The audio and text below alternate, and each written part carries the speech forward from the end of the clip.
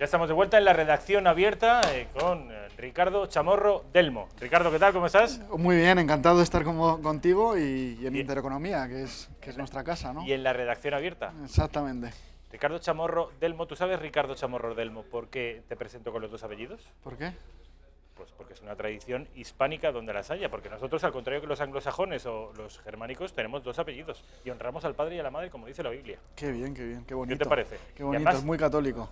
Y además, Chamorro Delmo. No me digan ustedes que no son apellidos bonitos de raigambre castellana y en este caso manchega, porque Ricardo Chamorro es de Ciudad Real. Exactamente. De la patria de Don Quijote, de la patria del hombre español más universal que tenemos. Y haciendo honor a su condición de manchego, no quiero decir que todos los manchegos sean cazadores, pero sí que hay mucha caza en La Mancha, es uno de los lugares de España donde más y mejor se caza. Ricardo Chamorro, la primera pregunta que quería hacerle, ha estado el pasado fin de semana en una manifestación, en una de las múltiples manifestaciones que por toda España se celebraron a favor de la caza y en contra de las presiones, de los insultos y de las agresiones animalistas. Ricardo, cuéntanos un poco, ponnos en contexto por qué se celebró esa manifestación, tú estuviste allí, en qué momento está la caza, es verdad que se está viviendo un periodo de acoso al cazador, cuéntanos. Sí, es cierto, vamos, la manifestación fue un poco, pues, manifestarnos sobre todo en contra de la ley de caza que se ha promulgado en Castilla-La Mancha, que modifica la anterior ley de caza que se promulgó en el gobierno anterior del Partido Popular, con Cospedal, que tuvo muchas críticas por grupos ecologistas, pero sí que tuvo un consenso muy importante, pues, de toda la mesa cinegética, es decir, donde están las asociaciones cinegéticas más importantes de Castilla-La Mancha y de España, pues todas ellas colaboraron de una manera muy clara con la promulgación de la primera ley. En este caso segundo, aunque ha habido debate con la ley de caza, ha habido un manifiesto contrario a esta ley de caza por parte unánime de todas las asociaciones cinegéticas de España. ¿Pero qué pasa con esta ley? ¿Qué hace? ¿Por qué no os gustan los cazadores? Porque modifica, por ejemplo, la modalidad de caza de espera, por ejemplo, que es una modalidad con mucha tradición, de espera del jabalí, le quita la modalidad de caza, van a permitir hacer esperas nocturnas, aguardos nocturnos, pero ya no es una modalidad de caza, también van a prohibir determinados calibres, digamos, está orientada en un tono, aunque no han querido meterse mucho el gobierno de Paje, de García Paje, ha tenido que pagar este peaje precisamente a Podemos, porque Podemos es un partido muy comprometido con todas las políticas animalistas, en contra de la caza, en contra, digamos, entre comillas, de lo que es los hábitos tradicionales del mundo rural, y entonces pues han tenido que cambiar la ley de caza y no nos gusta precisamente pues porque considera al cazador, pues es decir, no salvaguarda la imagen del cazador y se ha plegado a las peticiones del mundo animalista, ¿no? Al mundo animalista, que lo que está haciendo es insultar continuamente al cazador, estar en contra de todas las prácticas tradicionales de la gente que realmente está en el campo, porque claro, el mundo rural necesita que la gente, o sea, es muy bonito ir al campo los fines de semana en chándal, a dar un paseíto y a coger algún espárrago de casualidad, y luego estar toda la semana viviendo en la ciudad, en la gran ciudad, ya sea Madrid o bueno, una ciudad más pequeñita como Ciudad Real, pero la gente que está en el campo, que es la que gestiona realmente el mundo rural, que lleva gestionando desde hace siglos, con una serie de prácticas tradicionales en las que está la agricultura, la caza, etcétera, en las que lo único que se hacen es poner pegas, poner cada vez más burocracia y no facilitando su vida normal a la gente que vive en el campo, que bastante difícil lo tiene porque no llegan infraestructuras, porque no tienen suficientes colegios, porque no llega internet. Entonces, estamos viviendo en España en general una despoblación muy importante del mundo rural, una emigración desde hace muchos años precisamente a los grandes centros urbanos, y el mundo rural pues está totalmente tratado como que está ocupado por gente que es analfabeta, que en un momento dado pues hay que cargarse... Con cierto paternalismo, ¿no? ¿Eh? Se les trata con cierto paternalismo. la gente Sí. del mundo rural. Exactamente. No se les hace caso, es decir, no se les escucha. Para mí lo más grave de esta ley es que no se haya escuchado a la Mesa Nacional de la Caza. Es decir, donde están estas asociaciones que te digo, que está Ática, está Proca, que son... ¿Tú perteneces a alguna de ellas? Sí, yo estoy comprometido con Ática. Ricardo, tú me hablas de tu comunidad autónoma de Castilla-La Mancha, pero yo, por lo que sé, estas manifestaciones se han producido por todo el país y no en todo el país se ha modificado la caza, ¿no? Se Sí, han modificado efectivamente. las leyes. Vamos a ver, la ley es un poco en defensa de la caza y del mundo rural. Es decir, ese es un poco el lema de lo que te estaba diciendo. Es decir, es defensa de reivindicar pues, las formas tradicionales, el mundo rural, la caza como una modalidad también de la gente que vive en el mundo rural, a la que, te vuelvo a repetir, solamente se les pone burocracia, solo se les pone pegas, solo les pone sanciones, cada vez más tasas, pero no se les facilita la vida dentro de un entorno tradicional y natural en el que ellos han estado viviendo y cada vez tienen más pegas para vivir en el campo. Entonces, si realmente el campo ni produce lo suficiente para vivir, si tienes cada vez más pegas porque no llegan infraestructuras, si cada vez te ponen más tasas y cada vez te tachan más y te marginan más diciendo que eres una persona que en un momento dado, por ser cazador, eres prácticamente un asesino, cuando es una... Y sin el prácticamente, los han dicho muchas veces, ¿eh? No, prácticamente, lo digo Sí, para suavizar un poco y a los el taurinos contexto. también son asesinos y la humanización de los animales ha llevado a que hoy en día matar a un animal sea para muchos casi equivalente o directamente equivalente a quitarle la vida a un ser humano. Y en tanto que esto es así, un cazador sería un asesino y un torero también lo sería.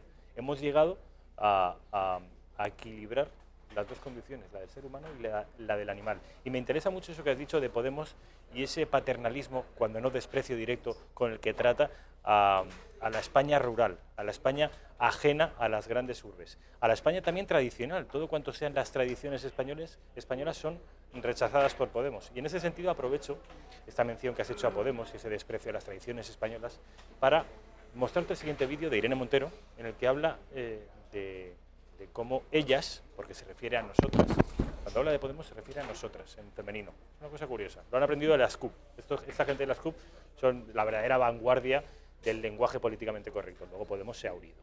Bueno, el caso es que Irene Montero dice sobre Puigdemont que no se puede, ya hemos escuchado esta coletilla desde hace muchos mantra. meses. No se puede solucionar un problema político mediante medidas judiciales. Vamos a escuchar a Irene Montero. ¿Saben lo que pensamos? Que este conflicto no se va a resolver en los tribunales, se va a resolver haciendo política y por tanto nosotras, que además nos dedicamos a hacer política, aunque sea temporalmente, pues estamos en esa propuesta, en que haya soluciones políticas a los problemas políticos. Creemos que esto no lo van a resolver los tribunales con una u otra declaración, sentencia o cualquier otro tipo de resolución, sino que lo vamos a resolver los políticos haciendo política. Hasta ahora el gobierno de M. Rajoy se ha negado. Si me pregunta mi opinión, creo que mientras M. Rajoy esté al frente del gobierno no va a haber solución dialogada ni va a haber solución política a este conflicto, pero nosotros creemos que los conflictos políticos se resuelven haciendo política y no haciéndolo depender de una u otra resolución judicial. Ahí tienes a Irene Montero, hablando de nosotras, hablando de soluciones dialogadas. Son todo fórmulas y sintagmas perfectamente diseñados para deslizarse por la mente de los españoles con mucha más suavidad que si hablara, por ejemplo, de cesión a los separatistas, que es lo que hablan, el equivalente a solución dialogada.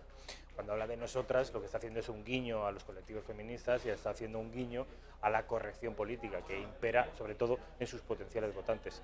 Y cuando habla de que no se va a resolver mediante los tribunales el problema separatista, lo que está queriendo decir es que hay que sentarse en una mesa para hablar con los separatistas y llegar a un acuerdo con los que te han dado un golpe de Estado. Ricardo, ¿a ti qué te parece la postura de Podemos? Porque estamos hablando de Podemos, de la caza, de su fobia a las tradiciones. ¿Su fobia también a España? No, está claro, te quiero decir, ellos tienen fobia a España, a las tradiciones, al mundo rural. De hecho, digamos, si se analiza desde el punto de vista sociológico, el voto a Podemos en las zonas rurales no está logrando grandes... Es decir, está la contradicción de, efectivamente, son gente de núcleos urbanos, incluso de barrios, digamos, burgueses, clase media alta, de las grandes urbes, de clase media alta. La mayoría de los dirigentes, como sabemos, están en el ámbito universitario y son los que desprecian, digamos, a la España real, es decir, a la España real, que es la mayoría, que efectivamente vive en las ciudades, pero también vive mucho en el mundo rural, ¿no? En toda la España repartida, ¿no?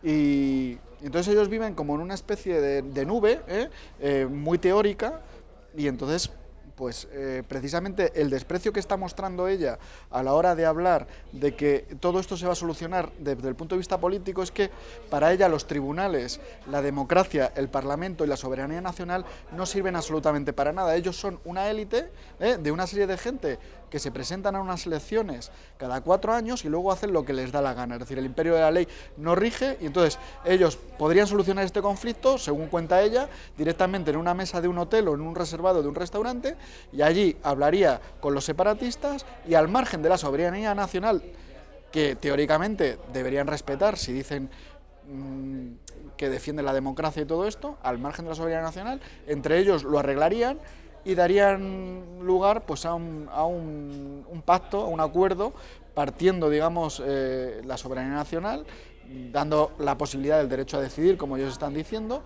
y cargándose principios fundamentales de lo que es la democracia y la tradición jurídica ilustrada de los últimos 300 años, ¿no? Y también atacando a un valor que en teoría deberían ser ellos los máximos garantes, que es la igualdad de todos los españoles. Estás quebrando la igualdad en el momento que concedes a solo una parte la capacidad de decidir por el todo, porque una Cataluña secesionada del resto de España afecta al conjunto. Yo, en tanto que español, si alguna vez hay que decidir el futuro de mi país, me gustaría que contaran conmigo, algo que parece razonable. Pero es un principio que va más allá de la igualdad, es decir, es el principio fundamental de la soberanía nacional, como conjunto de ciudadanos que deciden en asamblea. La soberanía está por encima de cada individuo y se decide en el Parlamento. El Parlamento, digamos, es la sede de la soberanía nacional, que es donde se deben decidir las cosas, no al margen, y mucho menos al margen de la ley y al margen de los tribunales, como ellos dicen. Es decir, ellos consideran que bueno, una solución dialogada. Bueno, ¿y los españoles qué pintan en todo esto? ¿Qué opinan los españoles? Hay una encuesta en la cual se pregunta a los españoles: oiga, ¿ustedes quieren que el territorio nacional se parta, que unos tengan un sistema fiscal diferente que otros, que puedan decidir unos una cosa y otros otra, que haya una seguridad, o sea, una sanidad en una comunidad autónoma mejor que en otras? ¿Eso por qué no se lo preguntan a los españoles? Que se lo pregunten a los españoles esta gente, que no entiendo muy bien qué tipo de defensa ni qué proyecto quieren para España. No sé, no lo tengo claro. Es decir, y a mí me parece... ¿No lo tienes claro o sí lo tienes claro, Ricardo? El proyecto que triunfaría en España caso de que Podemos tuviera las riendas del país. Creo que no. Yo creo que el proyecto lo que ocurriría si Podemos ganara sería el desmembramiento del Estado, ¿sabes? Con estas teorías. Y yo creo que la nación española al final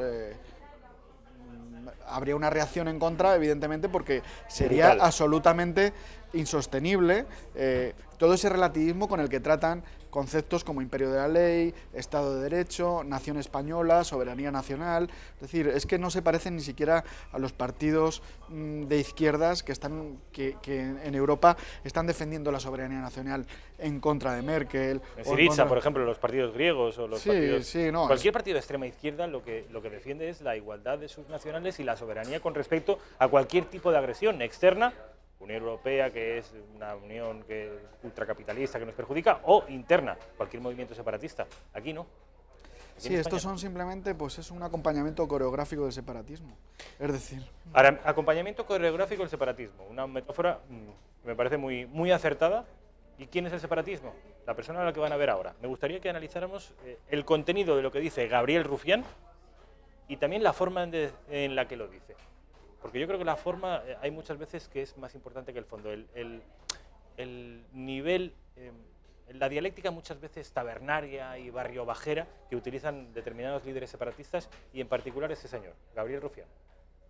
Estamos aquí una vez más frente a las puertas del Tribunal Supremo, de un tribunal que ha demostrado que es político, que está a las órdenes de un Estado, de un gobierno vengativo. Estamos intentando defender a compañeros que lo único que hicieron es permitir que su pueblo votara, intentar respetar el anhelo del 80% de la población de Cataluña que pedía votar sí, pedía votar no, y lo que tenemos enfrente, repito, es un Estado vengativo que lo que está haciendo es romper la separación de poderes, y esta causa se está diluyendo entre los dedos de Llarena, de Rajoy, de Sánchez y de Rivera.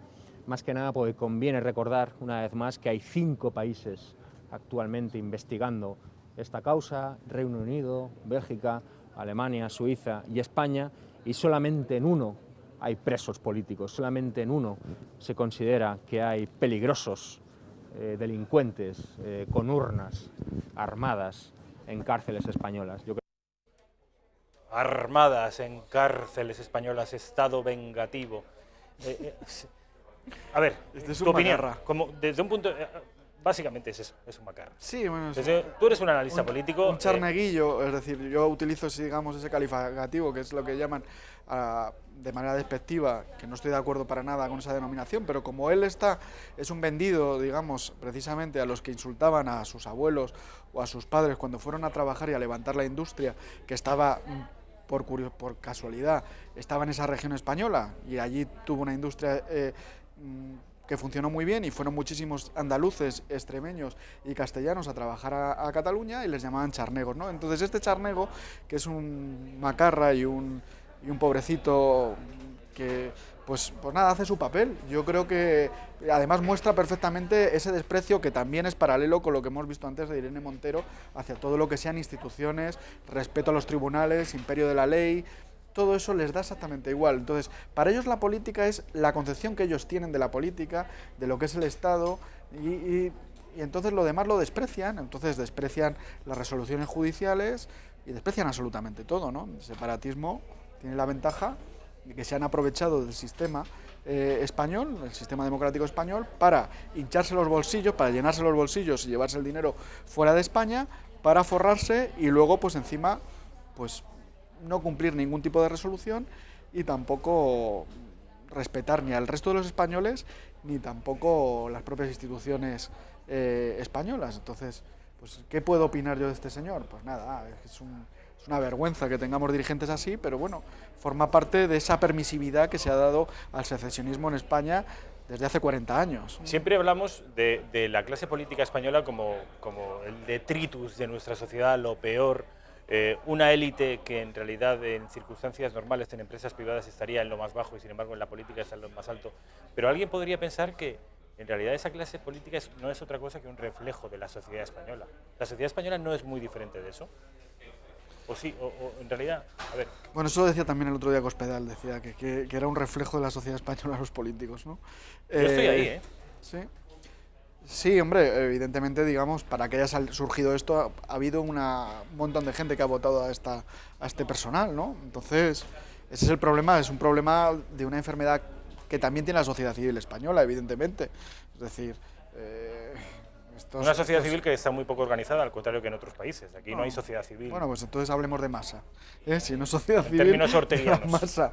Vale, pues entonces si no hay sociedad civil, pues la masa, pues cada uno va a su bola, pensando lo que quiere.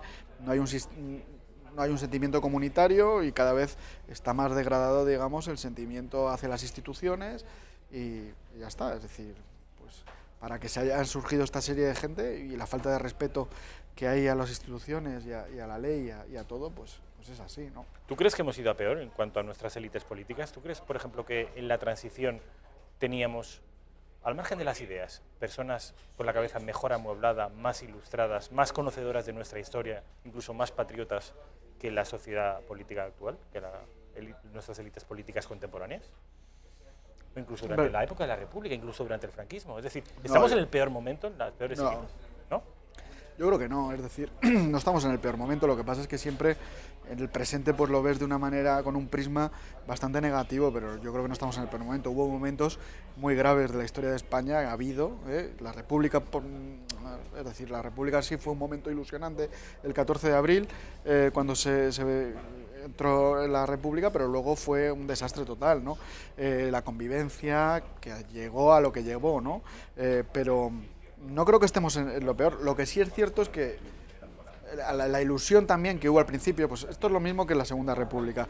Los primeros que impulsaron la Segunda República pues era gente como Pérez de Ayala, Ortega y Gasset, Gregorio Marañón, gente con un talento desde el punto de vista intelectual, incluso Azaña también podemos Azaña, Sánchez de Albornoz. Es decir, hay muchísima gente muy ilusionada con cambiar España de donde veníamos, para darle un nuevo impulso y tal, Gil Robles y tal. No, Gil Robles no era de los que quería cambiar España mediante una república, pero que luego durante el statu quo republicano tenía el hombre, pues entiendo yo que más luces que cualquier líder político contemporáneo. Pero bueno, eso es un poco también lo que pasó aquí en la transición. Como tú bien dices, en la transición también se abría, digamos, una nueva etapa política y hubo gente muy comprometida, gente con un gran talento intelectual, yo creo que muchos muy incautos, porque hay que aprender también del pasado, y algunas cosas.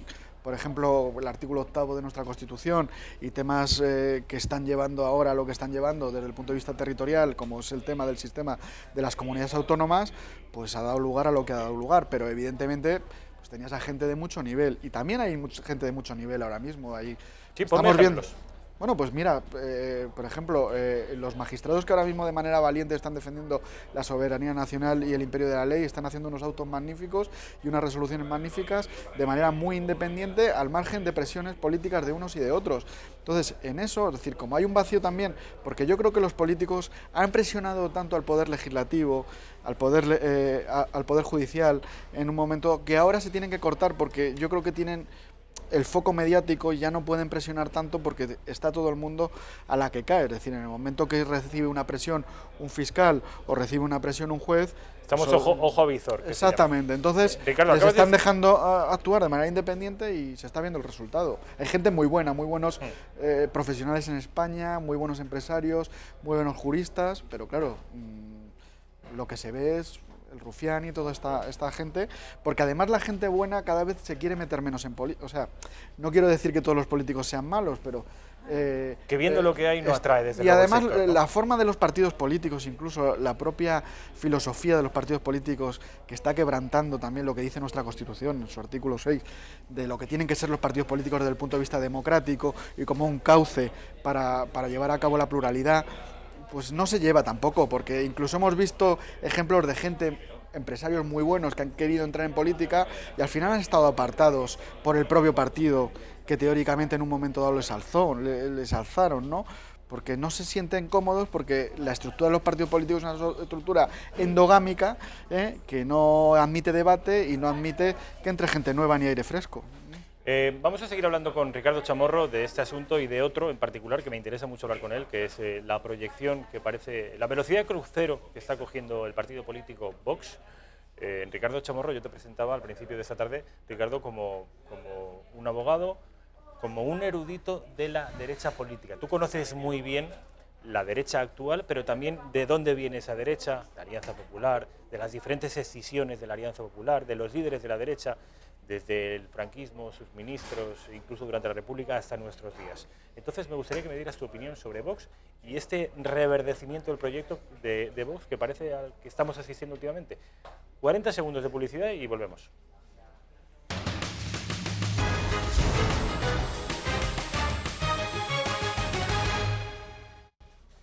Ha estado aquí Ricardo, justo antes que tú, además has tenido la oportunidad de saludarle, el secretario general de Vox, Javier Ortega Smith, ha estado debatiendo sobre la inmigración con uno de los portavoces del Partido Comunista de España.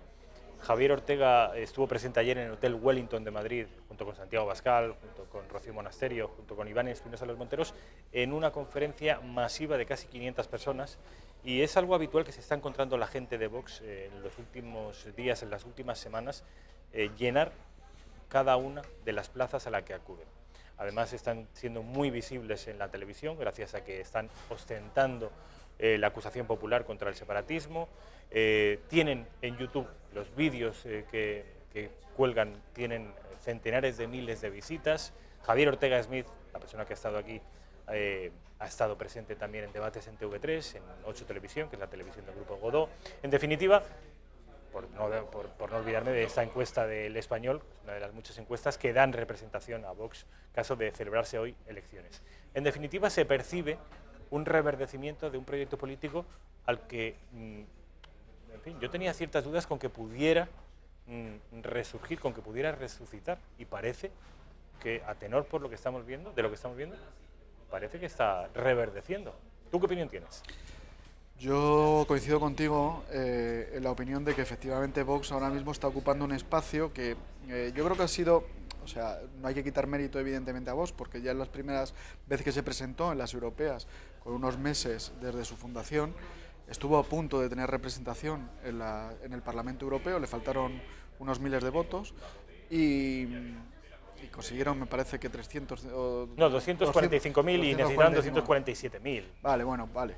Entonces ahí ya estuvieron a punto, fueron unos meses, pero lo que pasa es que el mérito que han tenido es que cuando tú pierdes puedes tener una caída absoluta y desaparecer, porque claro, se te va la financiación, se te van los militantes, se van los afiliados, y ellos han tenido, digamos, la fuerza sobre todo de ser muy insistentes y han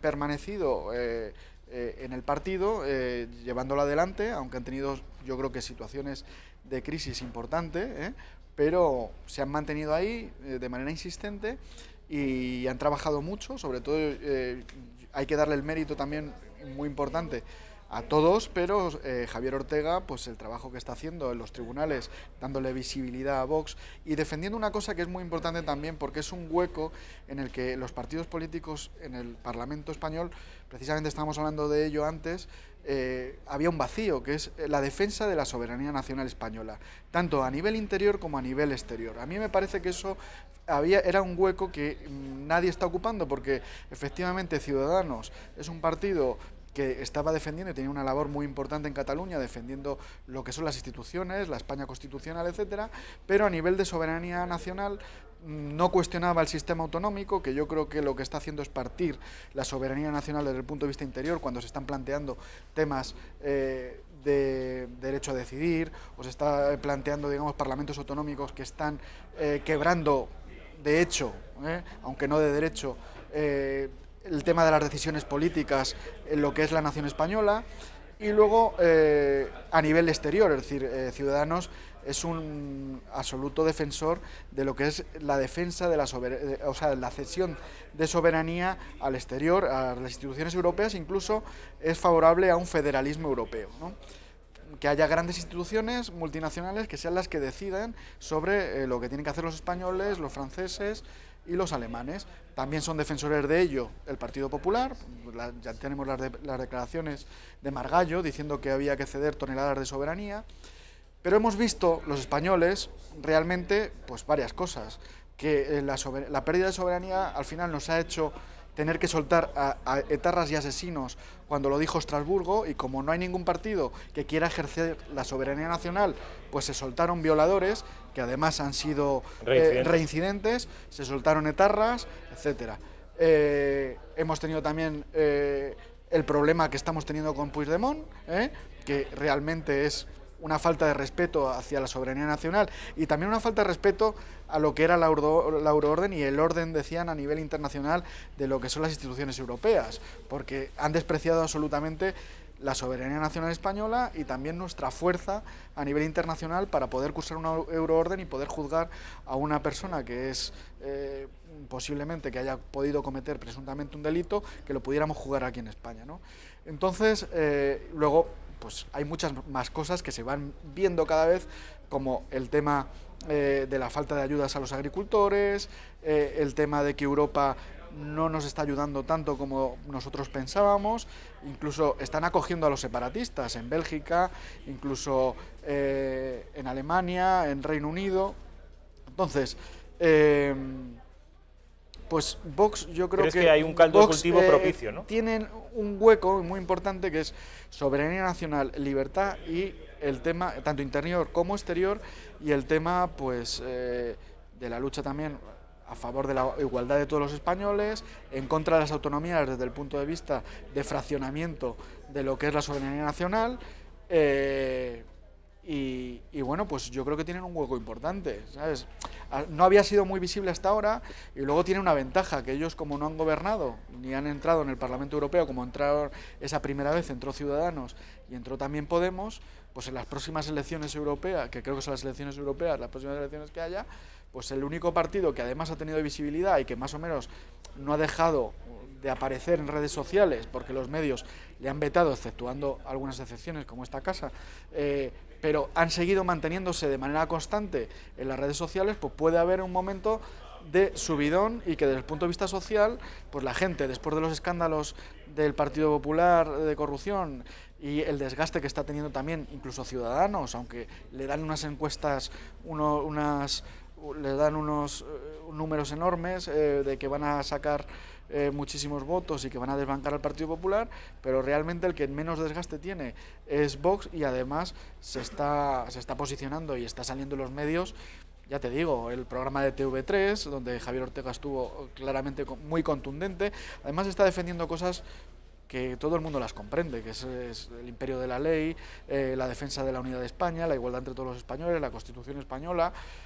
Son conceptos que son clarísimos, es un lenguaje muy claro y que cada vez la gente pues se está encantando más de eso, y además los hechos les están dando la razón, que es que la cuestión yo creo es que el tiempo, cuanto más tiempo está pasando, pues el discurso de Vox, que en un principio mucha gente pues no lo aceptaba porque consideraban que las posturas políticas de Vox aquí en España no iban a tener, pero el tema de la inmigración también, que creo que habéis tenido un debate antes del tema de la inmigración, la falta de ayudas a los españoles, el endeudamiento de las administraciones públicas, las comunidades autónomas, es que todos esos temas cada vez los españoles están más cansados de esta situación, ¿no? Y además se ha visto en las manifestaciones que ha salido todo el mundo a la calle, ha puesto su bandera española en los balcones, lo que está pasando en Navarra, lo que está pasando en el País Vasco. Sí, está claro, es que claro, todo sí. se está focalizando,